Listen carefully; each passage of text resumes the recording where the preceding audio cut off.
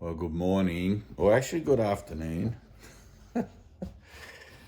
Um, I haven't been making too many videos lately because the work on the brother's house has been taking up all my time, and meeting people around this new town and finding out where everything is, and suppliers and tradesmen and things like that. It's quite a task. However, today I went up to the Standing Stones. Anyone who knows Glen Innes knows that it is the Celtic capital of Australia, and will probably remember the little story that I've had going for a while, which I mean it's kind of finished in a sense, but where I took a deep dive into my family history following the parable that the sins of the fathers are visited upon 5 generations, and that's going back a year or two now. So it's funny how looking into something you're attracted to as a spiritual inquiry can lead to a very tangible physical alteration of course in your life. And here I am living in Glen Innes. Apparently, still in eternity dreaming that I'm a Dave living in Glen Innes, but you accept yourself where you find yourself, because that's where forgiveness is needed. So today I went up to the Standing Stones. Glen Innes has this Australian commemorative sort of, it's very ceremonial. I don't think there's ever been any actual druidry or anything going on up there, although today there was the very first celebration of Beltane held up there, and it was more of a ceremonial talk, a speech, and reference to different things about Beltane, just information really, which was nice being the first one. There's about 20 people. And the stirring that I felt spiritually, this internal excitement, this internal sort of sense of purpose came out, and one thing led to another, and I was asked to join the Celtic, I was asked to front up to the Celtic, I don't know what you call it, committee or something, who are in charge of the stones and who are in charge of organising events there of a Celtic nature. And so I said yes, because I always teach yes, wow, and thank you. You never know where anything leads. And I'm not particularly a fan of committees. Generally, I tend to run the other way. When you hear the word committee, it's like, but so I'm just saying yes, and I'm just going to allow things to play out their natural course. But being up there brought me to a reinvigoration, I guess, or a realignment within the framework of what my ministry might look like. And I really don't know. I mean, it's early days. I've only been in this town a week, and you never know what anything's for. It's one of the teachings of the course. I do not perceive my own best interests. I do not know what anything is for. So I'm just going to let things bubble along, and I'll be shown what things are for. But I was just having a joke with Rosie online, and we both sort of came to the same conclusion that I'll probably be doing light sessions up at the Stones, which are on the top of a hill, and I wouldn't mind doing that. It'd be nice to do them at night as a sort of repurposed kind of ceremonial. Well, they're not really ceremonial, they're incredibly practical. But I wanted to talk about the light session. I wanted to talk about, because we're going to do light sessions now in our Zoom meetings for the next foreseeable future, coupled with the teachings of the 20-minute book, which is the review of the first 50 lessons of the course, A Course in Miracles, which is in a nutshell the whole philosophy, the whole theosophy of the Course in Miracles, the whole universal curriculum in a nutshell,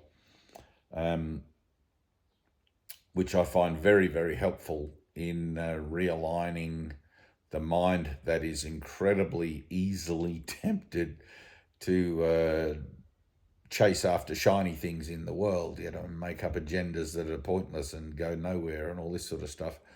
And of course, you lose your sense of peace and sense of self in all of those things. And once you start seeing what you're really doing in your mind and how you sabotage your own best interest, it becomes pretty quick decision, that I don't want to do that anymore. I don't want to go down those dead-end streets, have those pointless relationships, and undergo that sense of hopelessness and purposelessness in all of these things. I want everything to be reinvigorated through the Spirit, and I want everything to be repurposed through the Spirit by learning how to basically let go and let God. So in doing the light sessions, we did one last week. We've done them before, but I prefer to do them, and I know this is a false use of the idea of preference, but for me, I should say, instead of prefer, I'm more familiar with doing them in a physical proximity with other people, doing hands-on, feeling the light, going to light and all that sort of stuff. And doing a light session has always been very, very powerful for me, and for many other people who've been with me doing them.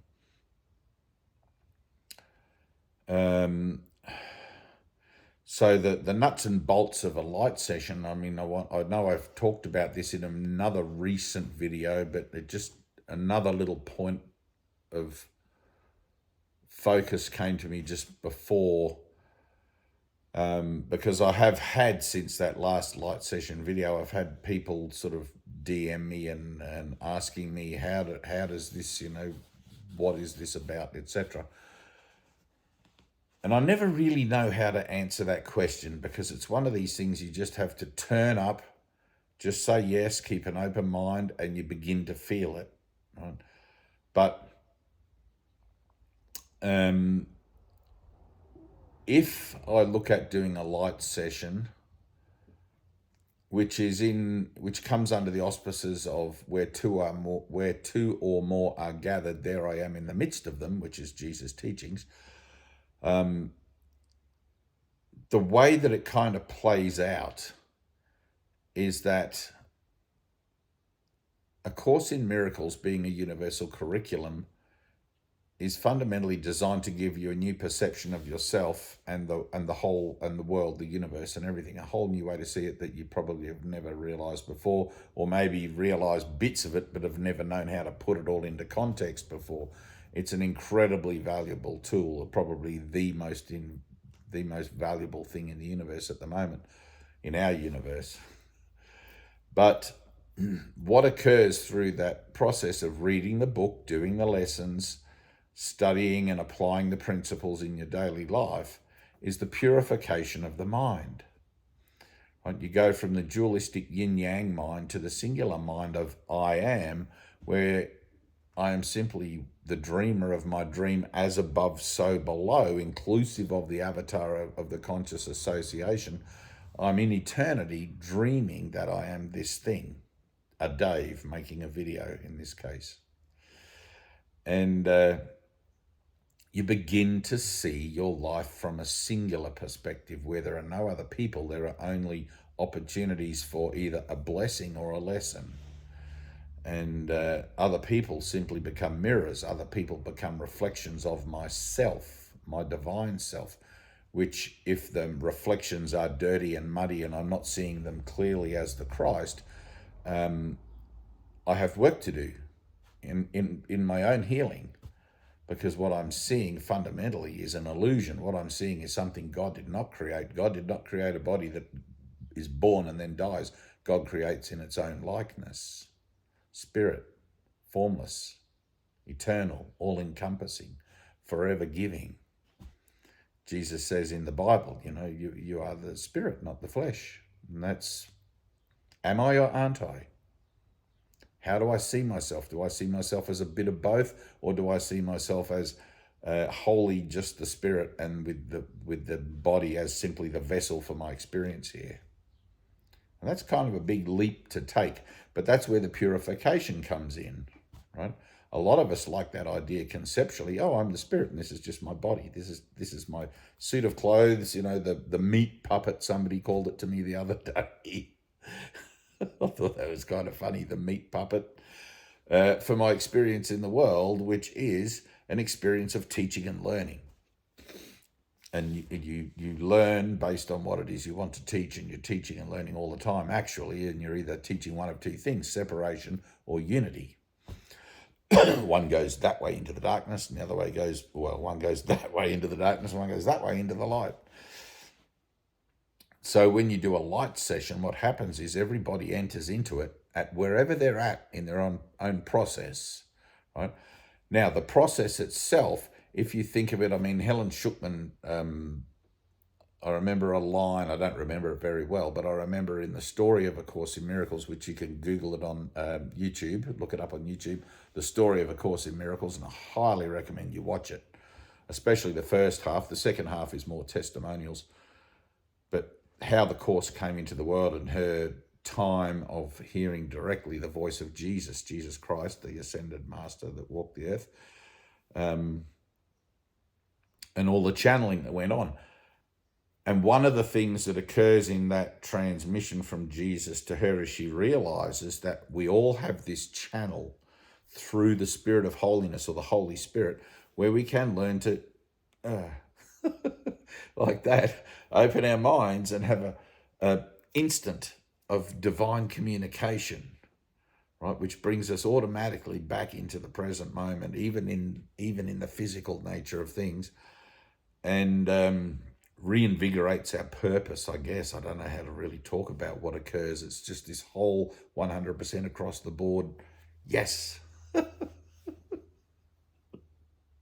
It feels natural. It feels home. It feels like beyond these words, because these words are just symbols that I'm using, which I've invented as a language to try and describe how come I seem to find myself as this body in a world that seems to be separate from everyone, everything, including God.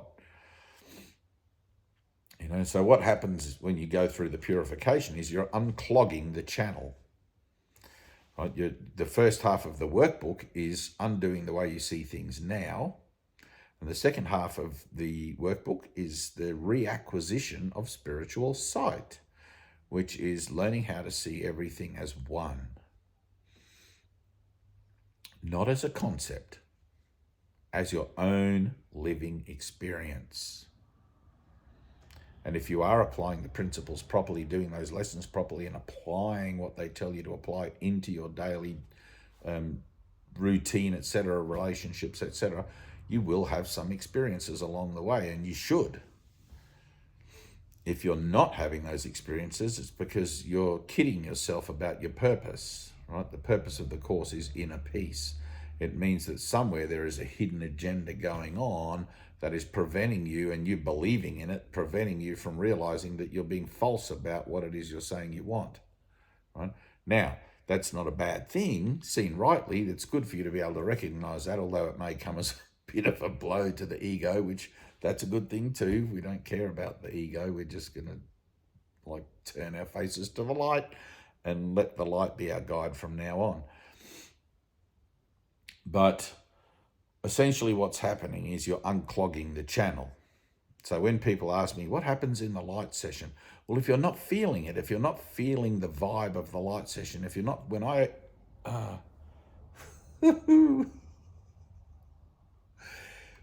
open my mind like that, right, as you've probably seen in the video with Rosie and I sitting on the couch together, right, going to light together, anyone who has done sufficient work on themselves and to unclog that channel can begin to enter into the experience of joining in light or going to light. I don't really know how to talk about it. It's beyond the words, really. Anyone can begin to enter into the experience, right? Because you are already in the experience, but merely unaware of it.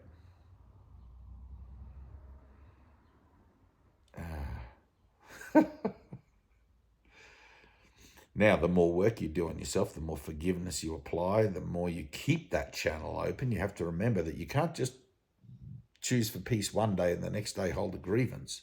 You have to remember, I've chosen for peace. I've chosen to give up the world and follow Jesus. And I need to honor that choice every time the opportunity to conflict with that choice shows up in my face.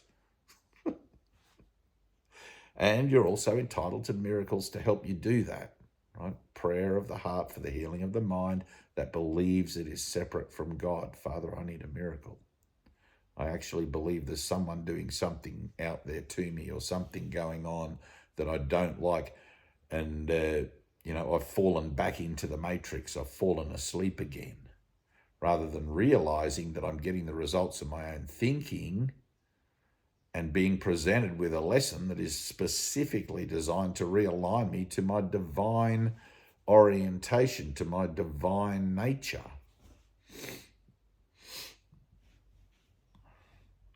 So when we do a light session, we turn up at the altar of truth within ourselves. I say, yes, I enter into this circle. I imagine a circle, this is in my mind, you might see it differently, but like Jesus in the desert, 40 days and 40 nights. I just imagine a circle, and I'm going to stand in that circle with all my brothers and allow all of the temptation in me, all of the anger, all of the grief, all of the sorrow, all of the judgment, whatever, to come up. It's my healing circle. I'm allowing for that to come up in me, and I'm there. That's the purpose of my circle, the circle of atonement. Okay, and I'm saying yes to it. And I step into that circle. Thank you. And I step into that circle. I felt that blessing.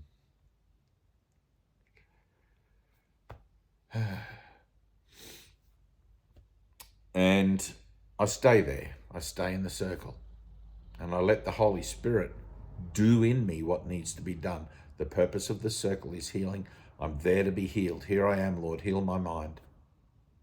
Heal my mind. I want an experience of the truth. I want something to occur in me so that I can recognize that I'm not alone and friendless in the world, that I am one with all things. And maybe if you're new to this, and when I say new, it can be some years, right? Meditation, prayer, walking the path. If you're new to this, it may take some time. It doesn't have to, but Jesus says miracles are your right, but purification is necessary first.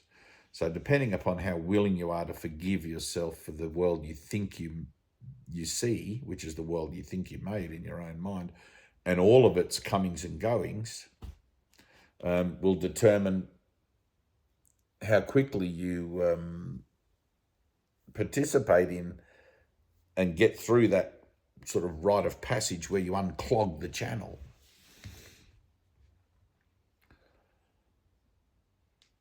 Communication is seen in light, which is one of the principles of the Course. When you learn to communicate mind to mind, in mind, right? And I'm talking about stuff that people in science are still scratching their heads over if it's even possible. And here I am living it. I'm living it. Rosie's living it. I know a dozen other people living it because they've been practicing the principles of the Course. And we don't often come together, but when we do, man, woo.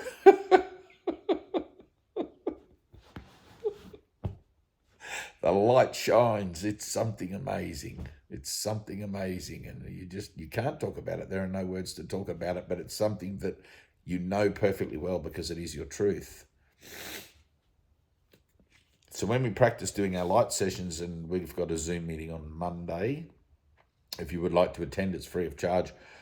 Contact Tyna, whose contact will be down below in the links on this video, and she will add you to the group, give you the link, etc., etc. Don't be frustrated. Don't be concerned. Just come with an empty cup, okay? Don't worry about what other people say, what other masters have told you, what other teachers have said, what other spiritual bodkins have filled your head with, right? You come to the altar empty. I don't know anything, Lord. I'm here. Remind me, teach me, show me. I need to learn. I'm willing to heal and be healed.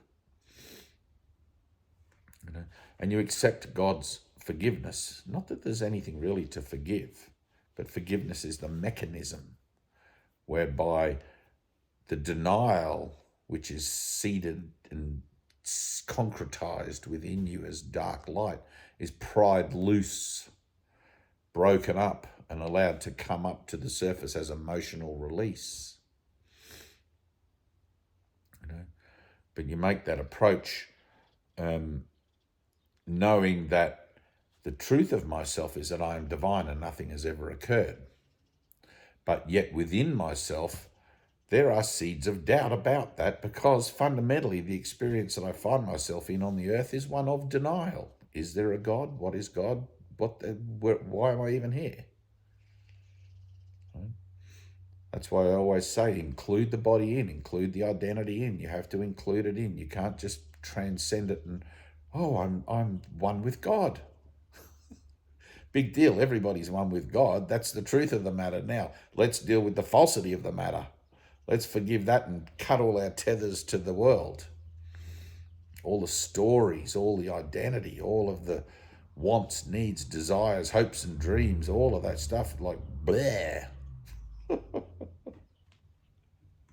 Let's let it all go and become empty. Let's become just a hollow conduit for God's love, so that it comes in, we give it away. It comes in, we give it away. Ready? Here. I'm sharing it with you now. And you accept it within yourself by being willing to offer it to everybody. If you can't offer it to everybody, then there's still forgiveness work to do. If you have blockages in the pipe, grievances, in other words, then those have to be forgiven and you have to do the work. The conduit, the telephone line to God, if you like, must be, and God only being your higher mind, not some celestial guy going, yeah, that one's not ready. It's not like that. God being the power of the universe, God being the creative source of all that is, God being the Force. I love Star Wars. The Force is such a great depiction. I like the notion of God in Buddhism as well. Buddhism doesn't quite go far enough, but it's, there's actually no such thing as no mind. You can enter into a state where consciousness seems to, like that for a second, just snap out. But consciousness is another form of mind. Everything is mind. God is mind. God is a Hebrew word. It means I am. God is an idea. But it's the one thing. If you look at the idea of God, God is what everything is. Therefore, it's what we are a part of. Even in the illusion of being separated and apart from God. Because you cannot be apart from God if there is a God which is everything. It's a delusion in the mind where I believe that somehow I've carved a little bit of reality out for myself alone. That I'm autonomous and that I have to look for God somewhere. And it's like, no, it's what I am. And it's what you are. It's what we are together. And learning to remember that, learning to have those experiences, how to unclog the pipe through forgiveness, through doing the workbook, through doing all of that in a sort of spiritual work, is how we come to our remembering. Learning to be miracle-minded. Right? Learning to live in faith. I don't know how to do this. I don't know how to complete that. I don't know how to have enough money for this. I don't know how to get through my health issue, whatever. I'm going to let it be a miracle. And if you want to tell me that's ridiculous or that's an old-fashioned way to look at things, I healed myself with cancer, without chemotherapy, without drugs, just by being absolutely, obstinately, stubbornly, radically decisive for the miracle and for nothing else, even if it cost me the last breath in my lungs. And here I am, nearly, 25 years or more later, telling you about it. And you can find that video probably down below. I think Deb or Tyna, if you can put that one down below as well, where I talk about that. That was a beautiful moment in my transformation. Ah.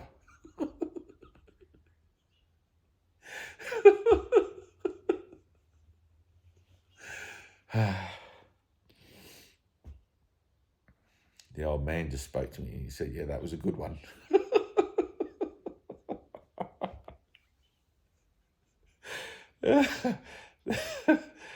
They're always there. Sometimes I was talking to Annie the other day, you know, and we were having a back and forth, just talking shit, talking brothers shit, just spiritual crap, you know, laughing at each other and whatever. And she suddenly heard my old teacher and her old teacher, Ted, but Annie had a kind of a very personal, intimate fondness with Ted that went on for a little while. And as a lot of the women at the Healing Centre did, Ted was a bit of a energy magnet for that female kind of energy. But one of his temptations, I would imagine. But and I think I think it works both ways as well. You know, a beautiful body is one thing, but a beautiful mind is something that, you know, to somebody who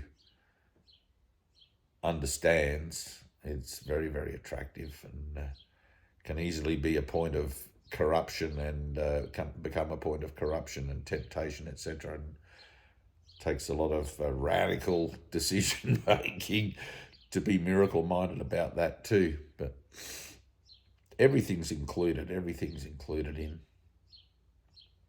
I often hear, just shooting the breeze, but I often hear stories about people that end up falling in love or having an affair or something with their spiritual teacher. And it's like, you have to remember that anyone who is still of the earth, still of the vessel, of the flesh, still has that physical capacity to have a relationship. But it's the purpose of the relationship that you would look at. You know, why would I have a relationship? Jesus says clearly in the Course, you know, anything you want in the world can and will hurt you. But on the other foot, being willing to say yes to something in the world is going to show you where the pain is. And it's easy to sit in a comfort zone and tell yourself, I'm okay, I've got no more pain, I'm healed. Tyna and I were laughing the other day about that old spiritual adage. I think it was not Adida. Oh, God. Ram Dass. He said, if you want to know how spiritual you are, go and hang out with your family. And I put the post on my page, and she wrote to me the next day, sent me a voice clip the next day going, oh my God, you're in my head, get out of my head, you know. So. Anyway, so light session on this Monday. A lot of you guys don't come to the Zooms, and you really should. I mean, even if you got to know, the time zones are prohibitive for a lot of you, but you should really try and, because you always like my videos and say how incredible they are, and you get a lot out of it, or mostly. But the Zoom sessions are very intense at times, like really intense, really confronting, and really push the message home, you know. So if you feel like you could do with a bit of a boost or a bit of a, you know, we often call it like boot camp, where you have the bloody living bejesus swapped out of you. 32-mile hike with a full pack, you know. It's like, oh, this isn't what giving up the world's meant to look like, is it? But yes, it is. Everything's included. There's no mistakes, no accidents. Nothing happens that isn't meant to happen. So as a teacher of teachers, I'm very happy to facilitate whatever is required, you know, on behalf of him who sent me. And it is always beneficial, even if that person, or even if in the situation the other person runs away, doesn't matter, it's still perfect. They're getting exactly what they need, and I'm getting exactly what I need, and we're all, you know, it's one unified relationship, one mind waking up. And think of it like this, tumblers of a safe. Sometimes the combination goes this way and sometimes it goes back that way. You never know what it's meant to be. It's like Jesus says, you know, the Spirit is like the wind. No man knows where it comes from and where it goes. And when we just turn up together and we just say yes to the Holy Spirit, anything can happen, and often does.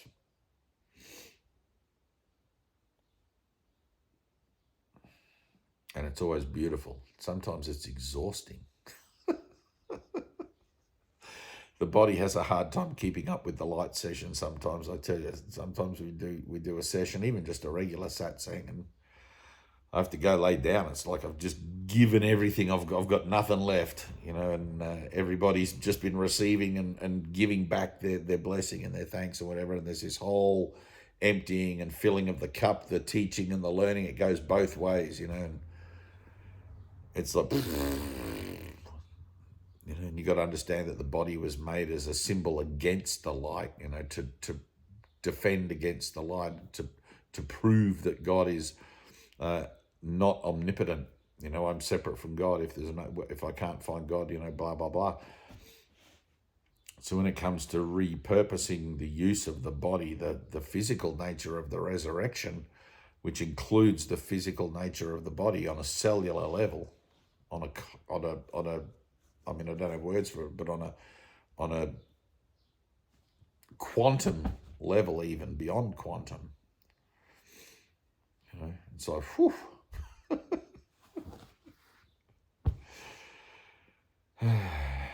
All right, I love you guys. It's going to be hell, right? A true spiritual transformation is fucking hell. It is. It's like, I think the 25th Psalm or something. Now I walk through the valley of the shadow of death. It's like that. And you've only got the Holy Spirit to comfort you. He shall guide me, rod and staff and all of that. You got the whole... But there is light at the end of the tunnel, and it is you.